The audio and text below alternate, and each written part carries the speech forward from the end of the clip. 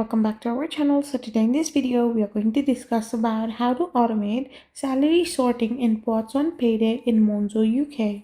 So without wasting much of our time, let's get straight into the video. So to automate salary sorting on Monzo UK pots, all you gotta do is simply go to Monzo UK.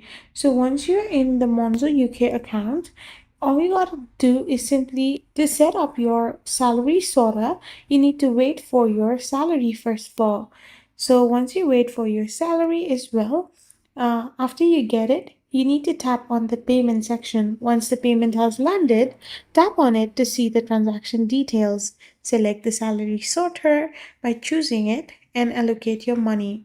A screen will appear showing your income and your pots. Simply allocate how much of the payment should go into each pot, like rent, bill, or saving. Now you need to remember your preferences and simply save the rule. So this is how you can simply do it. I hope you found this video helpful. So don't forget to hit that subscribe button and do give us a thumbs up. We will be back again with more informative videos. Thank you for watching.